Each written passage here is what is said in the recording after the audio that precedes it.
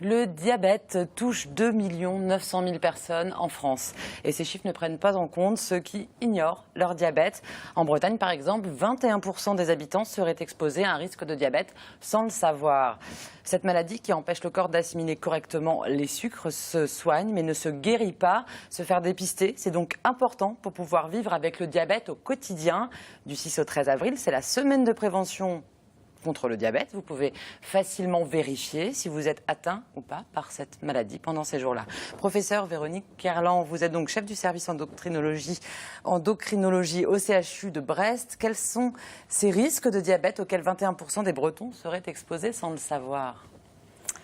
En fait, il y a des risques qui sont génétiques. Donc, quand on a dans sa famille un père, une mère, un frère ou une sœur diabétique, on est à très haut risque de devenir soi-même diabétique.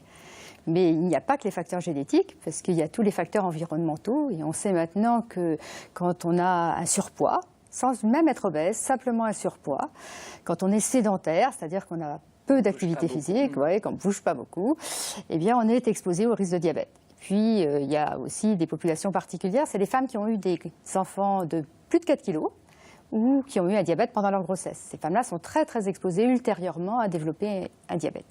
Et pourtant, la Bretagne fait partie des régions les moins touchées par le diabète. C'est le Nord-Pas-de-Calais qui arrive en tête, je crois, avec 5,4% de la population atteinte.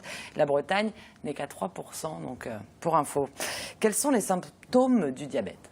Eh bien, le grand problème, c'est que justement, le diabète ne donne pas de symptômes et que si on ne recherche pas le diabète, eh bien, on ne sait pas qu'on est diabétique. Et c'est pour ça qu'on estime en France à peu près 700 000 personnes qui sont diabétiques sans le savoir.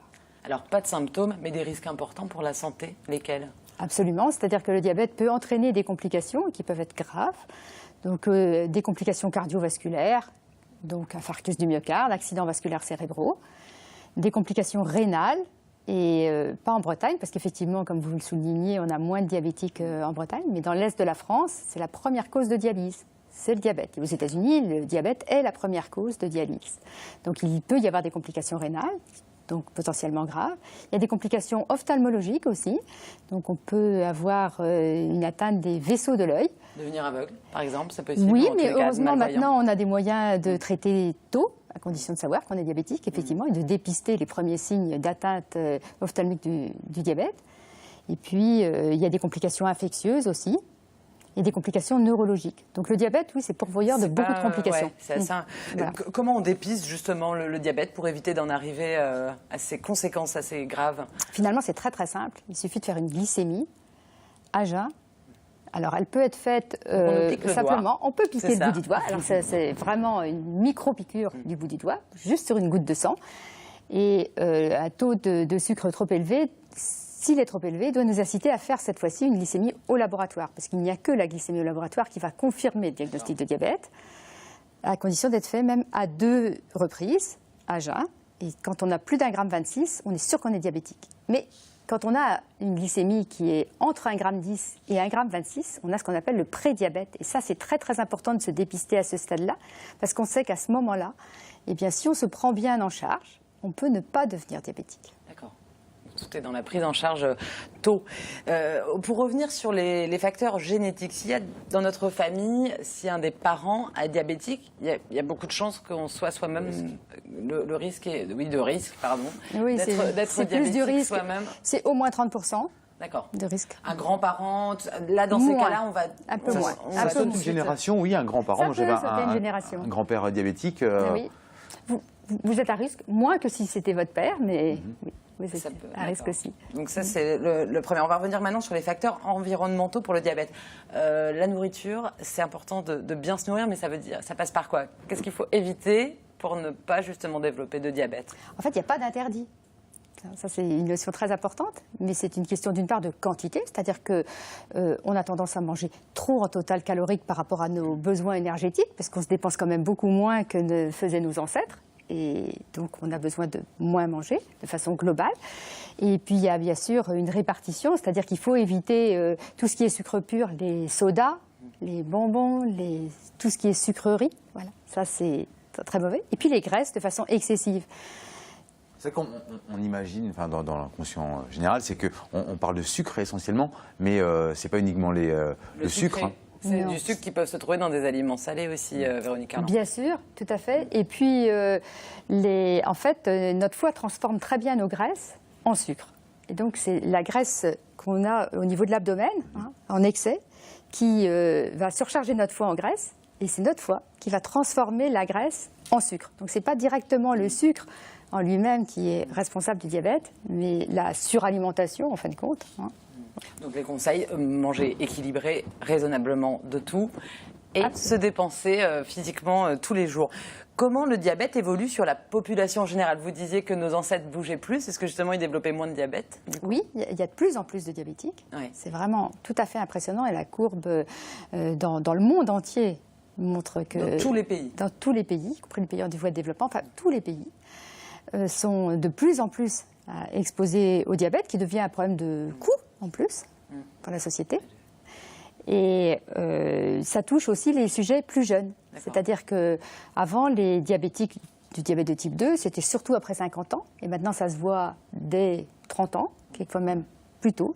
Aux États-Unis, il y a beaucoup d'adolescents diabétiques de type 2. C'est vraiment un truc nouveau pour Oui, c'est nouveau. Lié au mode de vie, de consommation? C'est effectivement beaucoup lié au mode de vie et de consommation.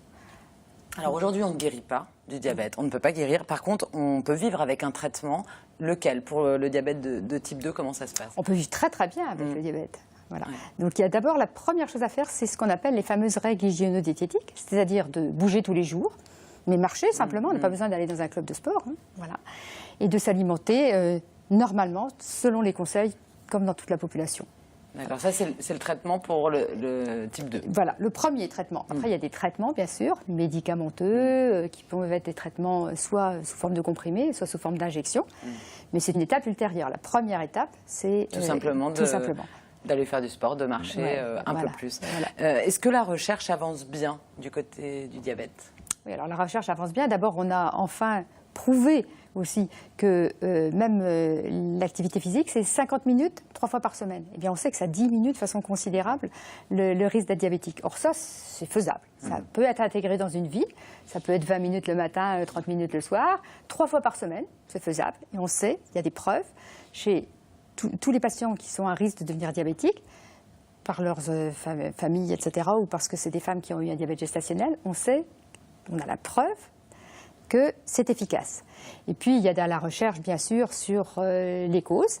Voilà. Et il y a des interrogations sur les bactéries intestinales. C'est très intéressant. Et il y a certainement des pistes sur les perturbateurs endocriniens, les polluants. Enfin, il y a beaucoup de pistes. Ça, c'est en ce qui concerne les causes. Et puis, sur le plan thérapeutique, on a aussi des médicaments de plus en plus efficaces. Voilà. Et puis, on simplifie aussi les méthodes de surveillance pour les patients. Je vous entendais dire, parler du diabète gestationnel, et ce sera le mot de la fin. Un mot sur ce diabète particulier qui concerne les femmes enceintes. Oui, alors là aussi, il y a de plus en plus de femmes qui sont diabétiques pendant leur grossesse. Qui ne le seront pas après, et qui ne l'étaient pas forcément avant. Qui ne l'étaient pas du tout en général avant, mais qui, souvent, elles ont des facteurs de risque. Donc toutes ces femmes-là, parce qu'elles ont un petit surpoids, des antécédents familiaux, plus de 35 ans, on recherche le diabète au tout premier trimestre de la grossesse. C'est très important de le rechercher au premier trimestre, très important de le rechercher au 3e trimestre aussi. Et si on le trouve, eh bien, il est important de traiter la maman parce que sinon le bébé va être trop gros avec des difficultés à la naissance et puis même des conséquences au plus long terme. Et puis après la naissance, elles ne sont plus diabétiques, mais elles devront se surveiller. Faire très attention. Tout le temps, voilà. Très bien, merci beaucoup Véronique Arland. Alors je rappelle que toutes les infos, à la fois pour en savoir plus sur le diabète, pour savoir où aller se faire dépister aussi, c'est sur le site www.contrelediabète.fr. Voilà.